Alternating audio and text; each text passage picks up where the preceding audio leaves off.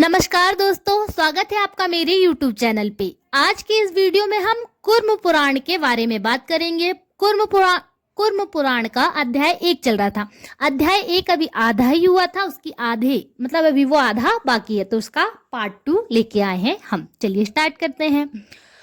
उस श्रेष्ठ ब्राह्मण ने भी मेरे द्वारा बताए गए विधान से अत्यंत पवित्र भावना से समाहित होकर परम तत्व की उपासना की। उसने अपने स्त्री पुरुष आदि का मोह छोड़ दिया, सुख दुख आदि द्वंद्वों से रहित हो गया। किसी भी वस्तु का संग्रह करना स्वार्थ त्याग कर अपग्रह हो गया और सभी कर्मों का परित्याग कर उसने परम वैराग्य का आश्रय ग्रहण किया। अपनी आत्मा में ही परमात्मा का दर्शन करके और अपनी आत्मा में ही संपूर्ण विश्व का अनुभव कर अक्षर तत्व संबंधी अंतिम ब्रह्माही भावनाओं को प्राप्त किया, जिसके कारण उसे उस दुर्लभ परम योग की प्राप्ति हुई। इस योग से ही उस अद्वितीय तत्व का साक्षात्कार होता है, जिसकी अभिलाषा निंद्रा त्यागी स्वेजसी मोक्षार्थी पुरुष भी करते हैं।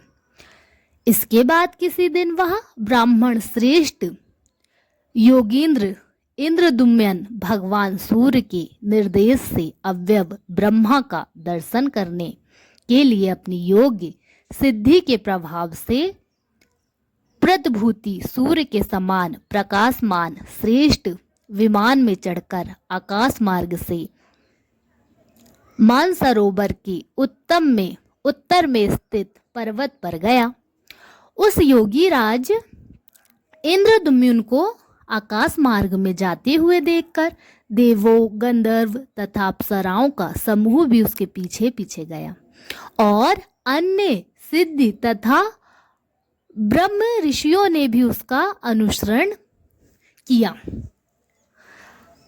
तदंतर वह जाकर इद्युम्न से देवताओं वंदित तथा योगियों द्वारा सेवित पर्वत के उस स्थान पर प्रवेश किया जहां परम पुरुष परमात्मा प्रतिष्ठित रहते हैं। इस 10,000 सूर्य के प्रकाश के समान प्रकाशित उस श्रेष्ठ स्थान पर पहुंचकर देवताओं के लिए भी दुष्य प्रभा उस अंतर्ग्रह में प्रवेश किया। वहां पहुंचकर उसने सभी प्राणियों के परम शरणदाता आदि अंत से रहित देवाधिदेव पितामह ब्रह्मदेव का ध्यान किया। इसके बाद उसके ध्यान करते ही वह परमात्मा का प्रकाश प्रद्भूत हुआ। इंद्रदुम्न उस प्रकाश पुच्छ के माध्यम से महान तेज की राशि के रूप में ब्रह्मा विदेशियों के लिए आग में परम पद स्वरूप पूर्व पुरुष का दर्शन किया, जो 4 मुख वाले थे, जिनके सभी अग्नि शुभ लक्षणों से संपन्न थे और प्रकाश की किरणों से सुशोभित थे। समीप में आए प्रणाम करते हुए योगी इंद्रदुम्न को देखकर वह विश्वात्मा ब्रह्मदेव स्वयं भी उसके समीप गए और उसको अपने हृदय से लगाया। ब्रह्मदेव के द्वारा आलिंगन करते ही उस ब्राह्मण श्रेष्ठ इंद्रदुम्न शरीर से एक महान प्रकाश निकला, जो आदित्य मंडलों में प्रविष्ट हो गया। यहाँ पवित्र निर्मल पद ऋषि युंज एवं साम नाम वाले हैं, जिस स्थान हव्य देवताओं का प्राप्त होने वाला हवनीय द्रव्य तथा काव्य पितरों का प्राप्त कराया जाने वाला श्रद्धेय पदार्थ का उपभोग करने वाला भगवान हिरण्यगर्भ निवास करते हैं। वह स्थान वेदांत में प्रतिपादित योगी जान का अध प्रवेश द्वार है। ब्रह्मा तज से संपन्न है, श्री युक्त है और वह मानसिकों की निष्ठा भी है।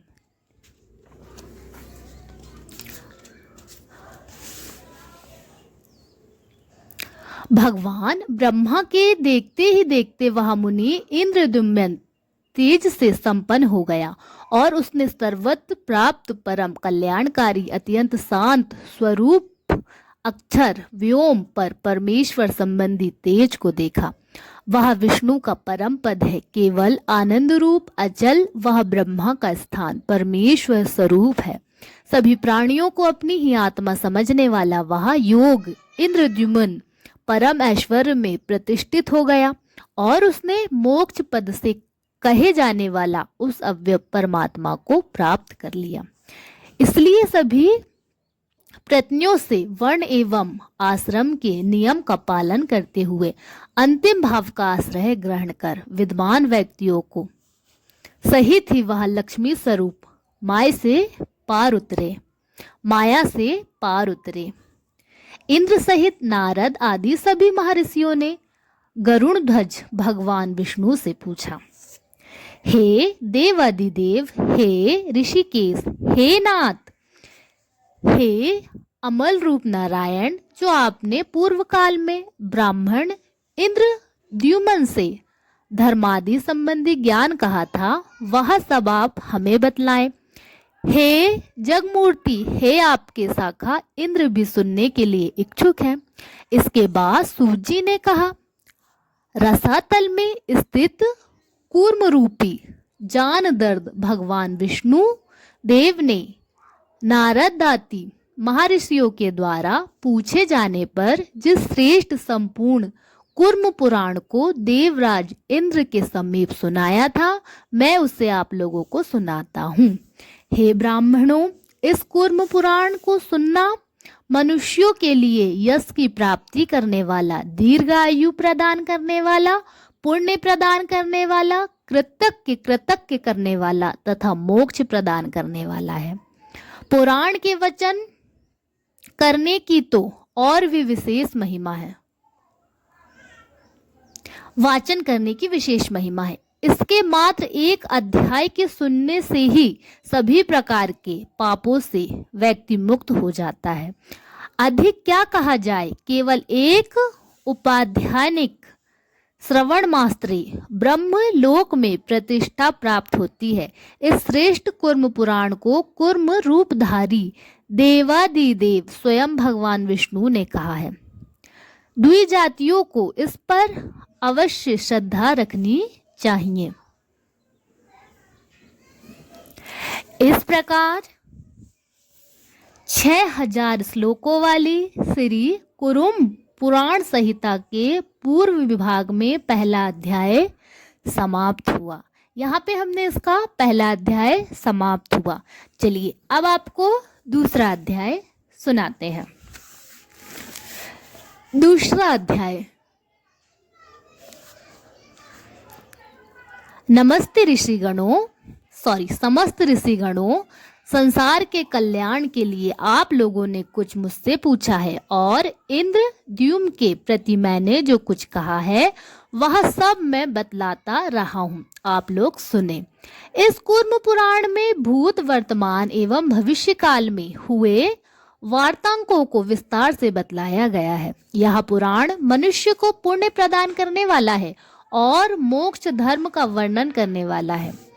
मैं ही नारायण देव स्वरूप से पूर्व काल में विद्यमान था, मेरे अतिरिक्त और कोई दूसरा न था। मैं प्रगाढ़ योग निंद्री का आश्रय लेकर शेष सैया में पड़ा था। मुनि श्रेष्ठ, रात्रि के बीत जाने पर जागकर मैं पुनः सृष्टि विषयक चिंतन करने लगा। उसी समय आसमाता मुझे प्रसन्नता प्राप्त हुई। तदुपरांत समस्त संसार के पितामह चतुर्मुख ब्रह्मा का अभिभार्व हुआ। इसी बीच किसी कारण से आश्मात उस समय क्रोध उत्पन्न हुआ। हे मुनि श्रेष्ठ, उस समय क्रोधात्मज अपने तेज के द्वारा मानो त्रिलोक संहार करने के लिए हाथ में त्रिशूल धारण किए 3 नेत्रों वाले सूर्य के समान प्रकाशमान महेश्वर रुद्रदेव वहां उत्पन्न हुए। तदनंतर कमल के समान विशाल नेत्र वाली, सुंदर रूप एवं प्रसन्न मुख वाले तथा सभी प्राणियों को मोहित करने वाली देवी लक्ष्मी उत्पन्न हुई। पवित्र मुस्कान वाली अत्यंत प्रसन्न मंगलमयी, अपनी महिमा प्रतिष्ठित दिव्य कांति से सुसंपन्न दिव्य माल आदि से सुशोभित अविनाशिनी महामाया मूल प्रकृति रूप में नारायणी अपने तेज से इस संसार को अपूरित करती हुई मेरे समीप में आकर बैठ गई। उन्हें देखकर संसार के स्वामी भगवान ब्रह्मा मुझसे कहने लगे, हे माधव, संपूर्ण प्राणियों को मोहित करने के लिए इन स्वरूपिणी देवी को नियुक्त करो, जिससे यह मेरी सृष्टि और भी अधिक बढ़ने लगे।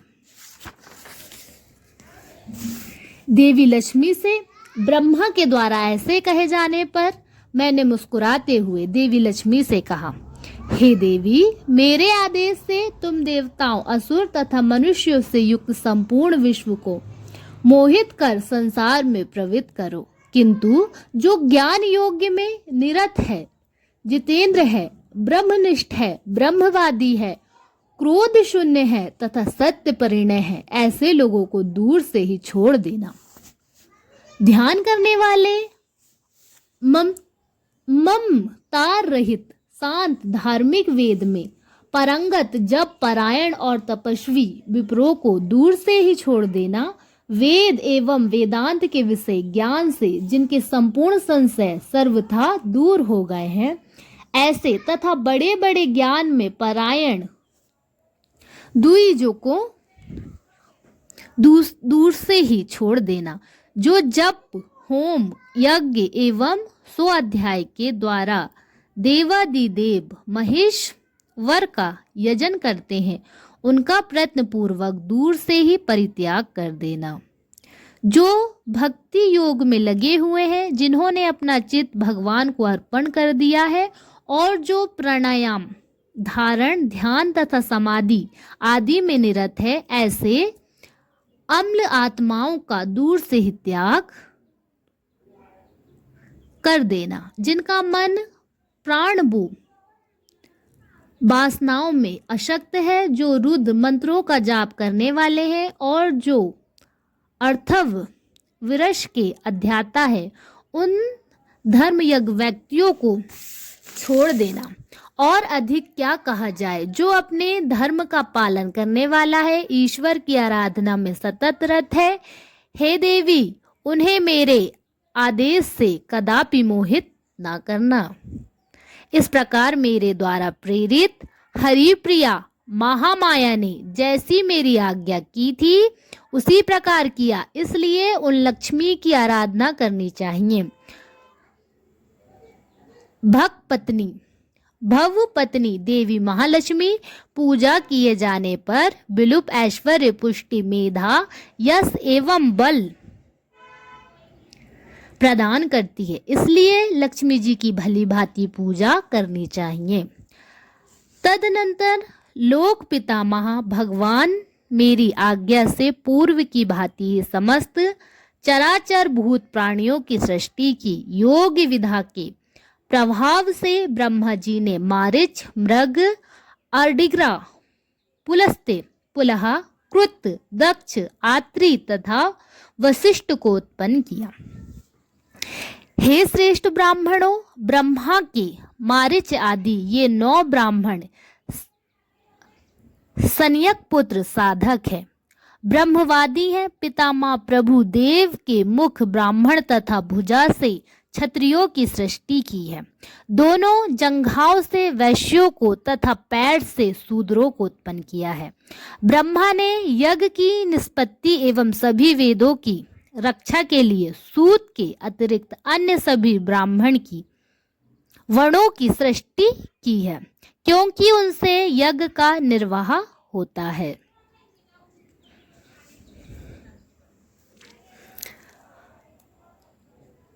युज, साम तथा अर्थवेद ब्रह्मा के सहज स्वरूप हैं और यह नित्य अव्यव शक्ति है। स्वयंभू ब्रह्मा जी ने प्रारंभ में आदि और अंत से रहित वेदमयी दिव्य वाक रूपी शक्तियों को उत्पन्न किया, जिसके द्वारा सभी व्यवहार होते हैं। पृथ्वी पर वेद से भिन्न जो कोई भी शास्त्र है, उनमें धीर पुरुष का मन नहीं लगता, क्योंकि ऐसे वेदारिक्त ग्रंथों अध्ययन से मनुष्य पाखंडी हो जाता है। वेद ज्ञान में श्रेष्ठ मुनियों प्राचीन समय में जो कार्य करने योग बतलाया है उसको परम धर्म समझना चाहिए। वह धर्म वेदारिक्त अन्य शास्त्रों में प्रतिपादित नहीं है। वैदिक सिद्धांतों के विपरीत बातों का प्रतिपादन करने वाली जो स्मृति है और जो कोई भी कुदर्शन नास्तिक दर्शन से पारलौकिक दृष्टि से भी सभी निष्फल है, इसलिए वे तामसी कहे गए हैं। पूर्व काल में कल्प में जो प्रजा उत्पन्न हुई थी वह सभी बंधुओं से रहित थी। सभी लोग निर्मल अंतःकरण वाले थे और सर्वदा अपनी अपनी धर्म मर्यादा में स्थिर रहते थे। हे श्रेष्ठ मुनियों, कुछ समय बाद काल की गति के प्रभाव से उन लोगों में राग, द्वेष, लोभ, मोह तथा क्रोध आदि उत्पन्न हो गया और सर्व धर्म में बाधा डालने वाला अधर्म भी उत्पन्न हो गया। इस कारण उस समय उनमें जो पहले सात्विक सहस्रद्धि थे वह धीरे धीरे कम होने लगी और रजोगुण मूलक जो अन्य सिद्धियों थी वे भी उन्हें प्राप्त हुई। उन सभी के भी काल योग से क्षीण हो जाने पर परमात्मा अर्थात कृषि, पशुपालन एवं वाणिज्य रूप जीविका के उपाय और धर्म साध्य, हस्त सिद्धि अर्थात शिल्प शास्त्र, हाथों के माध्यम से किए जाने वाले शिल्प, मूर्ति कला आदि के उपाय करने लगे।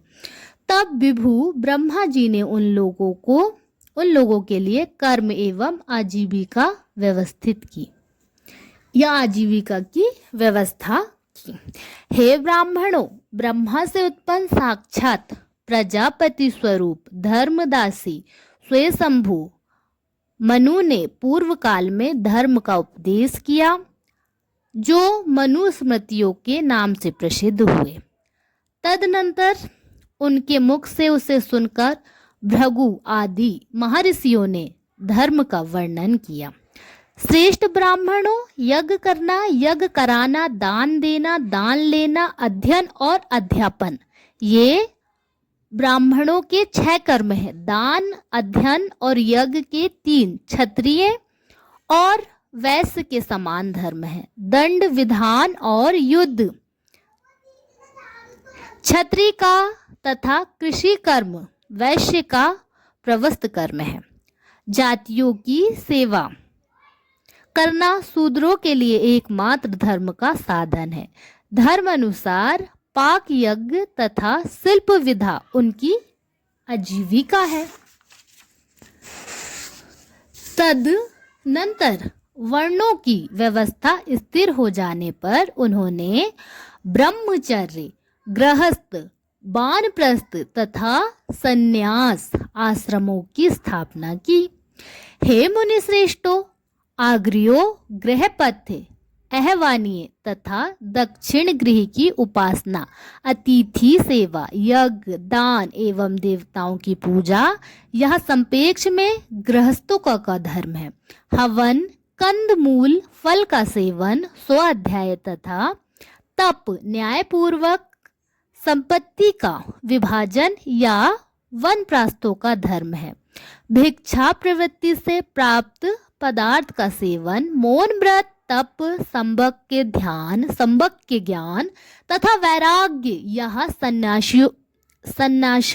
सन्यासियों का धर्म है। भिक्षा मांगना, गुरु की सेवा करना, स्वाध्याय, संध्या कर्म तथा अग्नि कार्य यह ब्रह्मचारकों का धर्म है। श्रेष्ठ ब्राह्मणों, कमल से प्रदपूर्ति ब्रह्मा जी ने ब्रह्मचारकों को ब्रह्मचरी, वानप्रस्थ तथा सन्यासी का साधारण धर्म कहा है, अर्थात ब्रह्मचर्य तीनों आश्रमिकों सामान्य धर्म है। ऋतुकाल स्त्री के रजस्वला की 4 रात्रियों को छोड़कर में विशेष पर्व को छोड़कर अपनी पत्नी में गमन करना गृहस्थ के लिए ब्रह्मचर्य ही कहा गया है। अन्य रात्रियों में नहीं। प्रथम गर्भ धारण करने तक उसे बिना किसी प्रमाद के इस नियम का पालन करना चाहिए। हे प्रमेनो, ऐसा ना करने वाला गृहस्थ भ्रूण घाती होता है।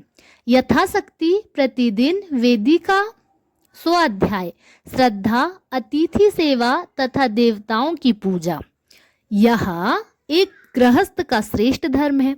किसी दूसरे देश में जाने पर अथवा पत्नी के मर जाने पर भी गृहस्थ को चाहिए कि वह प्रातः काल और संध्या काल विधि पूर्वक गर्भपतग्राही को प्रज्वलित करता रहे, गृहपतग्राही को प्रज्वलित करता रहे।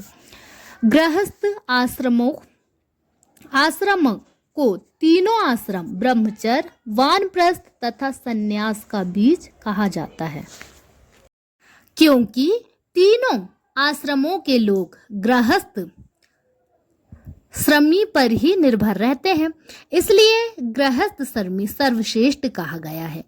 वेदों का अभिमत है कि केवल गृहस्थ श्रम से ही अन्य तीनों आश्रमों का समावेश होता है, इसलिए एकमात्र गृहस्थ को ही धर्म का साधन जानना चाहिए।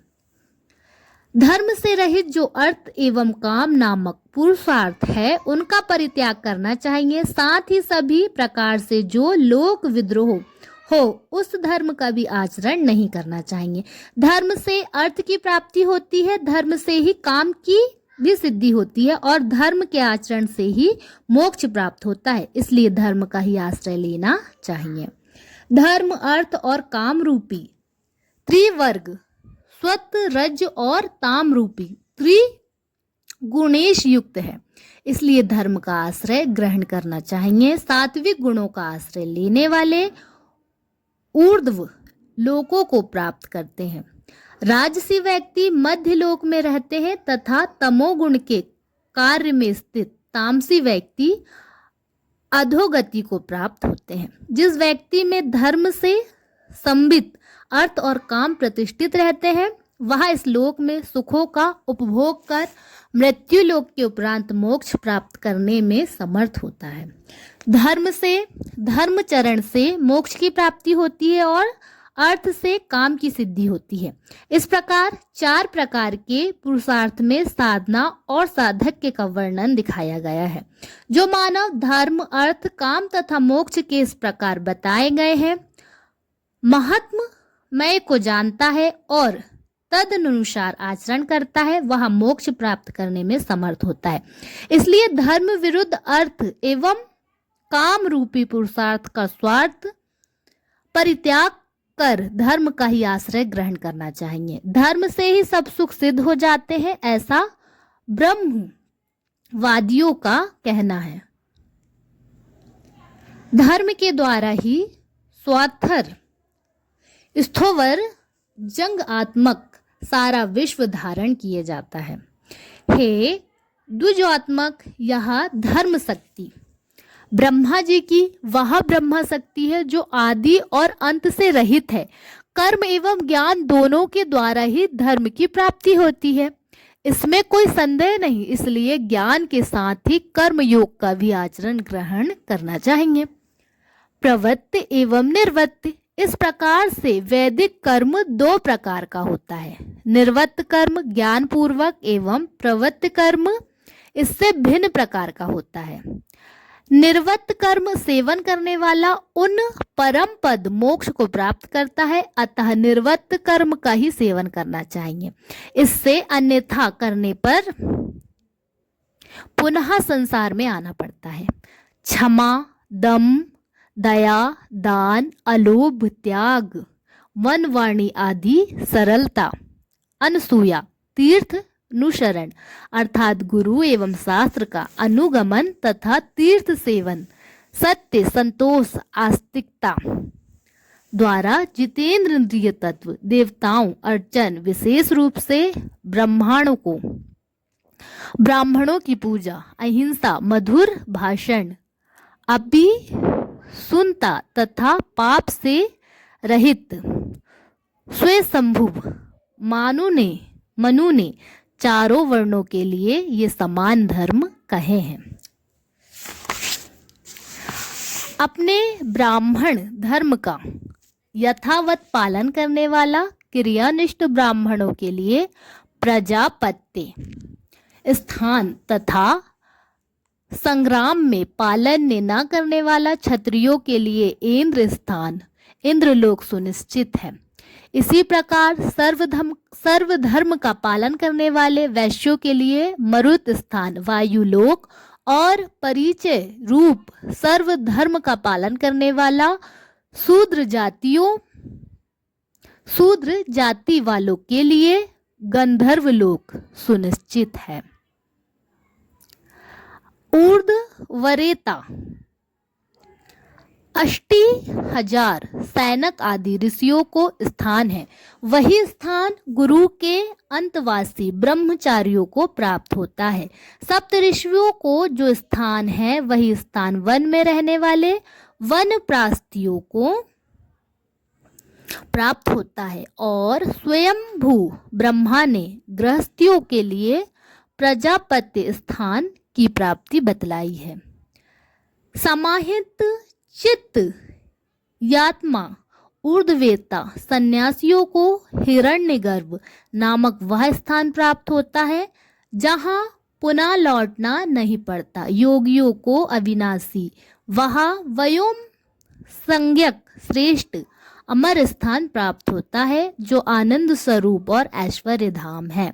वही पराकाष्ठा और अंतिम और परम गति है।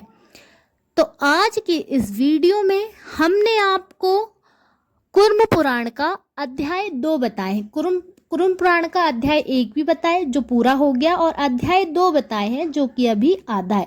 तो हम अगले वीडियो में आपको अध्याय 2 का बताएंगे जो कि अभी आधा है। अध्याय 2 अभी आधा बाकी है। तो मुझे उम्मीद है कि आप लोगों को वीडियो अच्छी लगी होगी और वीडियो अच्छी लगी हो तो अपने दोस्तों के साथ शेयर करें, मेरे चैनल को सब्सक्राइब करें, बेल आइकन को दबाना बिल्कुल ना भूलें जिससे कि कोई भी नया वीडियो मिस ना हो। फिर मिलते हैं अगले वीडियो में जहां हम आपको अध्याय 2 की